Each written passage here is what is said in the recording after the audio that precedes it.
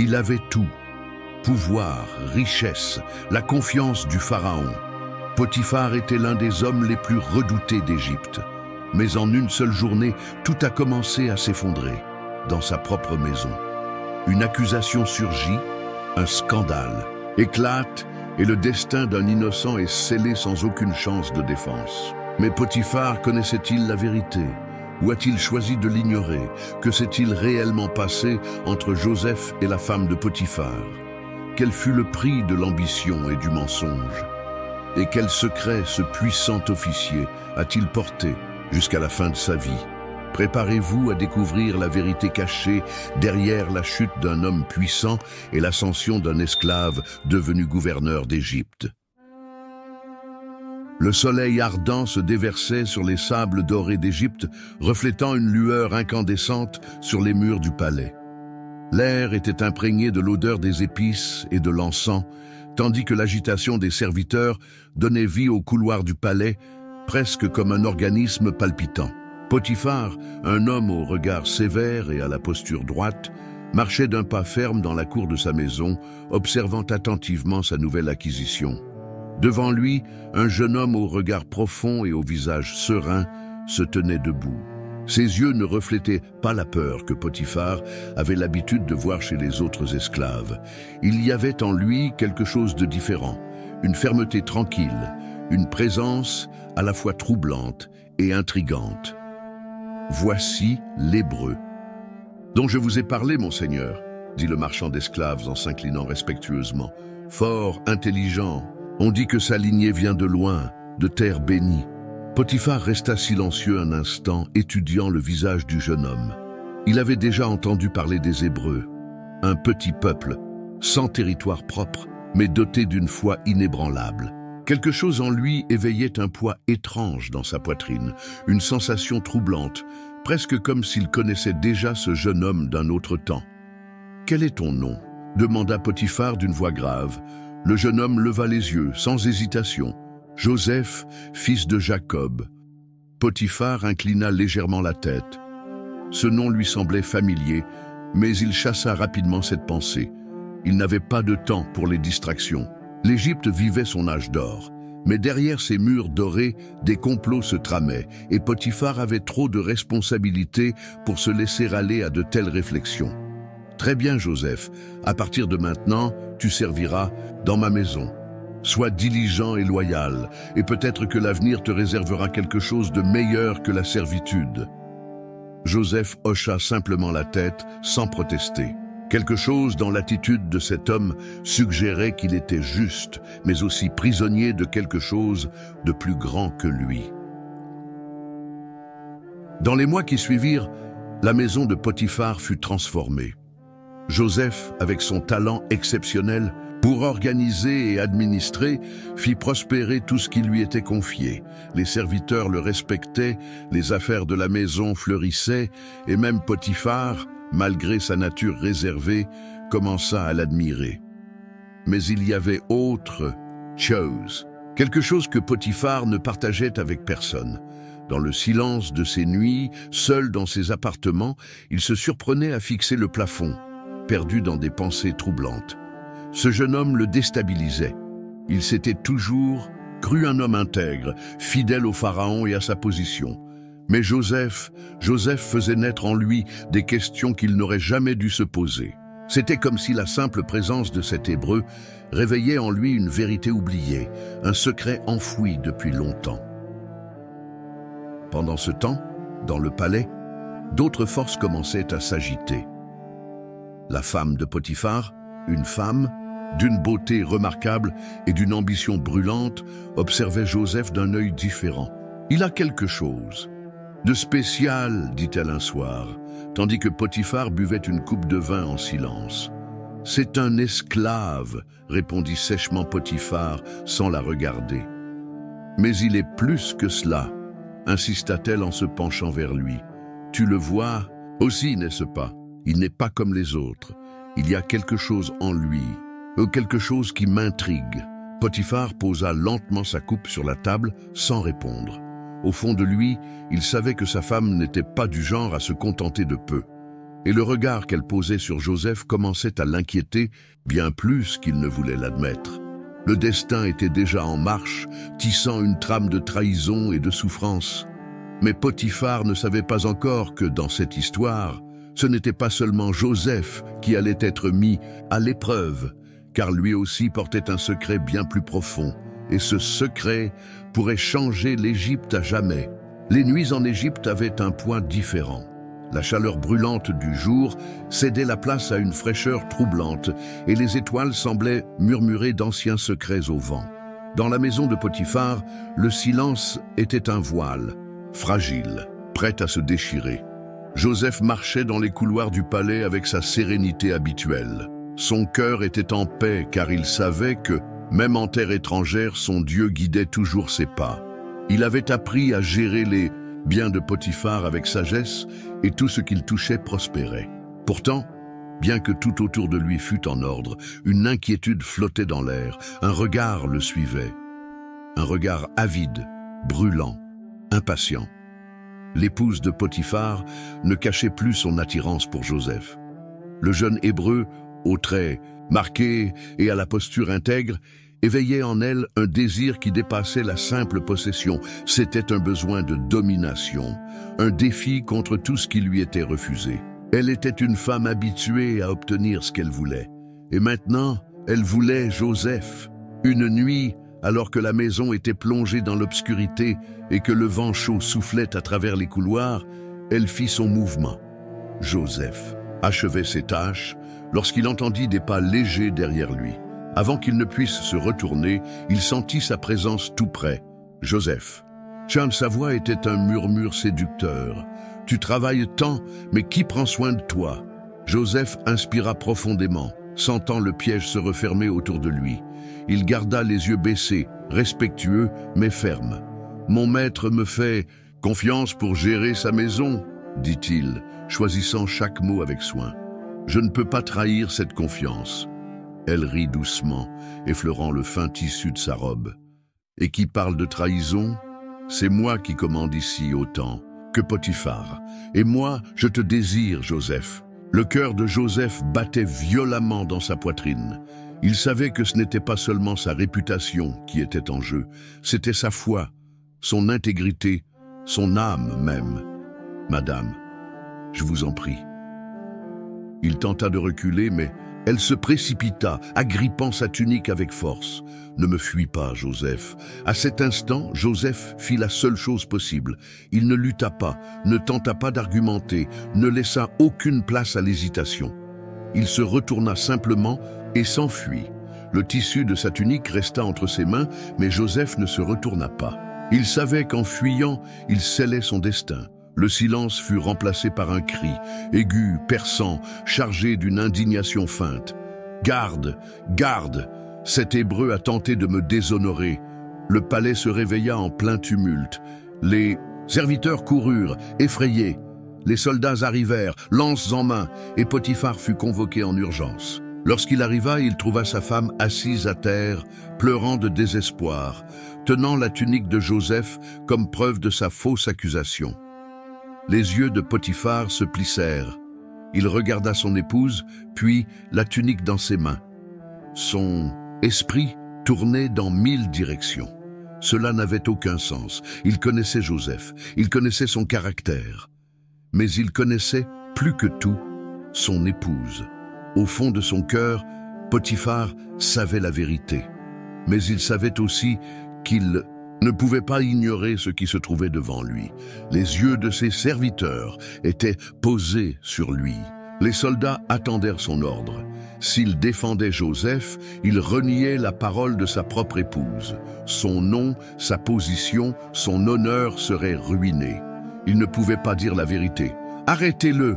ordonna Potiphar, sa voix dure. Et comme la pierre, Joseph, qui était resté silencieux tout du long, ne répondit rien. Il baissa simplement la tête et se laissa emmener par les gardes. Lorsque tout le monde quitta la pièce, Potiphar resta seul avec son épouse. Ses pleurs fins cessèrent, laissant place à un regard triomphant. Mais Potiphar ne dit rien. Il se retourna simplement et sortit, marchant lentement vers ses appartements. Il ferma la porte, s'assit au bord du lit. Et pour la première fois depuis de nombreuses années, il eut l'impression d'avoir perdu une part de lui-même. Il portait un secret qui, tôt ou tard, exigerait son prix. Le destin de Joseph était scellé. Mais, en fin de compte, Potiphar savait qu'il était innocent. Et cette vérité le hanterait jusqu'à la fin de ses jours. Avant de continuer, nous vous demandons votre collaboration. Abonnez-vous à la chaîne et likez la vidéo pour nous bénir et nous aider à diffuser ces histoires de la Bible. Maintenant, poursuivons avec le secret caché de Potiphar. L'obscurité était épaisse. L'odeur d'humidité et de rouille imprégnait les murs de pierre. Le son des chaînes et des gémissements des prisonniers se mêlait à l'écho de pas lointains. Joseph était là. On l'avait jeté dans la cellule comme un animal, sans un mot, sans explication. Il tomba sur le sol froid, sentant l'impact dans ses os. Mais il ne se plaignit pas, il ne se révolta pas. Il ferma simplement les yeux et murmura pour lui-même « Mon Dieu, ne m'abandonne pas. La prison était un endroit où les oubliés pourrissaient. Il y avait des hommes qui, des années auparavant, avaient servi à la cour du Pharaon et qui n'étaient plus que l'ombre d'eux-mêmes. Il y avait des voleurs, des conspirateurs, des assassins. Tous attendaient un jugement qui ne viendrait peut-être jamais. Mais Joseph ne faisait pas partie de ce monde. Il le savait, et plus encore, Potiphar le savait. Potiphar et la culpabilité silencieuse. Potiphar était désormais seul. Assis dans ses appartements, il tenait une petite coupe de vin. Il n'y avait personne pour voir que ses mains tremblaient. Il regardait le vide, les ombres vacillantes que la lueur de la lampe projetait sur le mur. Depuis qu'il avait ordonné l'emprisonnement de Joseph, le silence le poursuivait. Son esprit était troublé. Il avait déjà commis des injustices, vu des serviteurs punis pour désobéissance, envoyé des hommes en prison pour satisfaire des ordres supérieurs. Mais rien ne l'avait jamais affecté comme cette affaire, parce qu'il connaissait la vérité. Joseph était innocent. Mais Potiphar était un homme enchaîné aux exigences de la politique et de la convenance. Il ne pouvait pas contredire la parole de son épouse sans ternir son propre honneur. Mais cette nuit-là, lorsqu'il fermait les yeux, il ne voyait ni les richesses d'Égypte, ni les couloirs du palais. Il voyait les yeux de Joseph, et ses yeux ne portaient aucune haine. Ils portaient de la pitié, le don de Joseph et le changement de destin. Dans la prison, Joseph ne laissa pas l'obscurité le consumer. Il aidait les autres prisonniers, il prenait soin des plus faibles, il priait pour les affligés, et ainsi, peu à peu, sa présence transforma cet endroit. Le geôlier s'en aperçut. Petit à petit, Joseph gagna sa confiance. On lui confia des tâches importantes, l'organisation des cellules. Tout prospérait sous ses mains, même entre ses murs, mais ce qui attira le plus l'attention fut son don d'interprétation des rêves. Un jour, 2 prisonniers, anciens serviteurs du Pharaon, furent jetés dans la cellule où se trouvait Joseph. L'un était échanson, l'autre boulanger. Cette nuit-là, ils firent tous 2 des rêves étranges. J'ai vu une vigne pousser devant moi, avec 3 branches. Les raisins mûrissaient, et j'en pressais le vin dans la coupe du Pharaon, dit l'échanson inquiet. Joseph ferma les yeux un instant, prit une profonde inspiration. Voici l'interprétation de ton rêve. Dans 3 jours, le Pharaon te rétablira dans tes fonctions et tu reprendras ton service auprès de lui. L'échanson ouvrit grand les yeux. Le boulanger, anxieux, raconta son propre rêve. J'avais 3 paniers de pain sur ma tête et les oiseaux venaient manger celui du haut. Joseph hésita. Le silence s'alourdit. Puis, il dit « Ton rêve signifie que, dans 3 jours, le Pharaon te condamnera et tu seras pendu. » Un silence pesant s'abattit sur la cellule. Et 3 jours plus tard, tout se déroula exactement comme Joseph l'avait prédit. L'échanson fut rétabli. Le boulanger fut exécuté, mais avant que l'échanson ne quitte la prison, Joseph lui prit le bras et dit « Lorsque tu seras devant le Pharaon, souviens-toi de moi. » Mais l'homme, trop pressé de retrouver sa vie d'avant, oublia Joseph. Et ainsi les années passèrent. Joseph resta en prison, et Potiphar continua de porter le poids de sa culpabilité, jusqu'au jour où un rêve nouveau vint troubler tout l'Égypte. Et Joseph, l'oublié, était sur le point d'être enfin rappelé. L'Égypte était inquiète. Le palais, habituellement rempli de musique et de célébrations, semblait désormais plongé dans un silence tendu. Les serviteurs s'échangeaient des regards dans les couloirs, les soldats murmuraient entre eux et les conseillers marchaient la tête basse. Quelque chose n'allait pas. Le pharaon avait fait un rêve, mais ce n'était pas un rêve ordinaire. C'était un rêve qui le tourmentait, qui le faisait se réveiller au milieu de la nuit en sueur, le cœur battant à tout rompre. Dans le premier rêve, il vit 7 vaches grasses et en bonne santé sortir du Nil, mais peu après 7 vaches maigres et malades émergèrent et dévorèrent les premières. Dans le second, il vit 7 épis pleins et vigoureux, mais aussitôt 7 épis secs et flétris apparurent et engloutirent les bons. Le pharaon était troublé. Il convoqua ses prêtres, ses magiciens, ses sages, mais personne ne put interpréter le rêve. C'est alors que l'Échanson, celui que Joseph avait aidé des années auparavant, sentit un frisson lui parcourir l'échine. Il se souvint. « Majesté, dit-il, hésitant. Quand j'étais en prison, il y avait un homme, un Hébreu.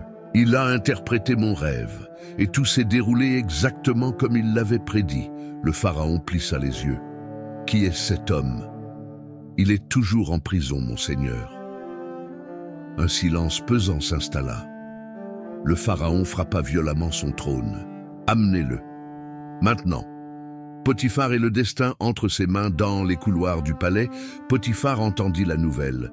Joseph, après tant d'années, allait être appelé par le pharaon. Il sentit un nœud dans sa gorge. Le poids de sa décision passée ne l'avait jamais quitté. Il savait que Joseph ne méritait pas la prison. Mais à cet instant, une voix au fond de lui cria que cet Hébreu détenait la clé de quelque chose de bien plus grand. Il devait agir. Sans rien dire à personne, Potiphar ordonna discrètement et qu'on lave Joseph, qu'on lui donne des vêtements propres et qu'on lui coupe les cheveux. Il ne permettrait pas qu'il se présente devant le pharaon comme un prisonnier sale et oublié. C'était sa façon silencieuse de tenter de réparer une partie de ce qu'il avait fait. Joseph fut conduit devant le pharaon. Et Potiphar, de loin, observa, sachant que ce moment allait changer le destin de l'Égypte. L'interprétation de Joseph entra dans la grande salle du trône. Un silence absolu régnait. Le pharaon l'étudiait, ses yeux acérés comme des lames. « J'ai entendu dire que tu es capable d'interpréter les rêves, » dit-il, la voix emplie de curiosité et de méfiance. Joseph garda la tête haute, mais sa réponse fut humble et assurée. « Ce n'est pas moi qui interprète les rêves, Majesté, mais mon Dieu me donne la réponse que tu cherches. » Un murmure parcourut la salle. Le pharaon plissa les yeux. « Alors écoute ce que j'ai vu. » Le pharaon raconta ses rêves. Joseph écouta attentivement chaque mot, sans détourner le regard. Quand le silence retomba enfin, Joseph inspira profondément et dit « Les rêves n'en forment qu'un seul, Majesté. Dieu te montre ce qui va arriver. » La salle entière retint son souffle. Les 7 vaches grasses et les 7 épis pleins représentent 7 années d'abondance en Égypte. Mais les 7 vaches maigres et les 7 épis secs signifient 7 années de famine terrible. La famine sera si grande que personne ne se souviendra des années d'abondance. Le pharaon fronça les sourcils. Et que devons-nous faire? Joseph n'hésita pas. Pendant les années d'abondance, stocke du blé dans des greniers, organise des réserves, prépare le peuple. Quand la famine arrivera, l'Égypte ne périra pas. Le pharaon resta silencieux un long moment. Puis, lentement, un sourire apparut sur son visage. Il se leva et regarda ses conseillers. Pourrions-nous trouver un homme meilleur que lui pour gérer cette crise? La salle entière fut sous le choc. « Dès aujourd'hui, déclara le pharaon, Joseph sera le gouverneur de l'Égypte. Seul mon trône sera au-dessus du sien. » Le regard de Potiphar observa la scène de loin. Son cœur battait fort. Il vit Joseph, l'homme qu'il avait envoyé en prison, être élevé à la position la plus haute d'Égypte. Et à cet instant, il sut Le secret qu'il portait ne pouvait plus être caché. La vérité était sur le point d'être révélée. Tout l'Égypte était en fête. Joseph, l'Hébreu qui avait été jeté en prison comme un criminel, était désormais le gouverneur d'Égypte. Les serviteurs s'affairaient à exécuter ses ordres, les scribes notaient ses décrets et les architectes travaillaient déjà sur les grands greniers qui stockeraient les grains pour les années de famine à venir. Mais au milieu de toute cette agitation, un homme marchait lentement dans les couloirs du palais, Potiphar. Son regard était fixé au sol, son cœur plus lourd que jamais. Le monde autour de lui avait changé, mais en lui, une bataille invisible faisait rage. Il devait affronter Joseph. Il devait dire la vérité. Alors, cette nuit-là, quand le palais sombra dans le silence, Potiphar marcha seul jusqu'aux appartements du nouveau gouverneur. Joseph était debout, observant la ville depuis la grande fenêtre de pierre. La brise nocturne agitait ses cheveux, et ses yeux, désormais plus mûrs et emplis d'expérience, reflétaient la sagesse que seules des années de souffrance et de confiance en Dieu pouvaient apporter. Quand Potiphar entra, Joseph se retourna, lentement. Les deux hommes se fixèrent. Un long silence s'installa, jusqu'à ce que Potiphar le rompe. « Je savais. » Joseph fronça les sourcils. « Que dites-vous » Potiphar baissa les yeux, sentant la honte qu'il portait depuis si longtemps le brûler de l'intérieur. « J'ai toujours su que tu étais innocent. J'ai toujours su que ma femme avait menti. » Joseph resta silencieux. Son visage ne montrait aucune colère, mais Potiphar sentait le poids de ce regard. « Mais moi... » Potiphar prit une profonde inspiration, la voix tremblante. « Je ne pouvais pas aller contre elle. Je ne pouvais pas aller contre le pharaon. Si j'avais dit la vérité, j'aurais tout perdu. Ma position, mon honneur. » Il ferma les yeux, comme s'il se préparait à être écrasé par le poids de sa propre faute. « Je t'ai trahi, Joseph. J'ai jeté un homme innocent dans l'obscurité.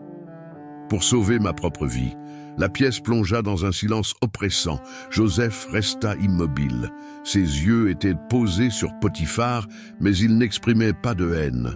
Seulement quelque chose que Potiphar ne parvenait pas à comprendre, jusqu'à ce que, enfin, Joseph soupire. Puis, d'une voix ferme, il déclara « Je t'ai pardonné il y a longtemps. » Potiphar leva les yeux, abasourdi. « Que... quoi ?»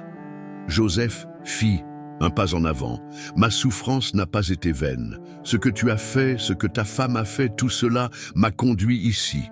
Dieu a transformé la malédiction en bénédiction. Si je n'avais pas été emprisonné, je n'aurais jamais interprété les rêves du cupbearer. S'il ne m'avait pas oublié, je n'aurais pas été appelé juste au bon moment pour sauver l'Égypte. » Potiphar sentit ses yeux s'embuer. « Tu ne ressens aucune colère contre moi ?» Joseph secoua la tête, esquissant un léger sourire. « J'ai ressenti de la colère, j'ai ressenti de la douleur, mais j'ai choisi de faire confiance à Dieu, pas à la haine. Et maintenant je vois qu'il était avec moi tout ce temps. Le silence qui suivit était différent, il n'était plus pesant, il était libérateur. » Potiphar tomba à genoux. « Je ne mérite pas ton pardon. » Joseph le releva en posant ses mains sur ses épaules. Le pardon n'est pas une question de mérite, c'est une question de libération. Potiphar éclata en sanglots. Lui, l'homme qui avait toujours été si rigide, si puissant, se courbait maintenant devant la seule personne qui pouvait véritablement le libérer du poids de sa culpabilité. Cette nuit-là, Potiphar quitta les appartements de Joseph en homme différent. Et, pour la première fois depuis des années, il dormit en paix. Les années d'abondance arrivèrent, et Joseph gouverna avec sagesse. Lorsque la famine frappa, l'Égypte était prête. Des peuples de toutes les contrées venaient chercher de la nourriture, et parmi eux, les frères de Joseph. Mais cela est une autre histoire. Quant à Potiphar, il vécut le reste de ses jours en servant fidèlement l'Égypte, non plus comme un homme soucieux de sa position, mais comme un homme qui avait appris la véritable signification de la rédemption. Ainsi, le secret que Potiphar avait gardé si longtemps ne détruisit pas l'Égypte, mais l'aida à se transformer à jamais. Si vous avez aimé cette histoire, 2 autres vidéos d'histoires bibliques similaires apparaîtront sur votre écran. Cliquez pour les regarder et n'oubliez pas de vous abonner à la chaîne et de laisser un like. Que Dieu soit avec vous.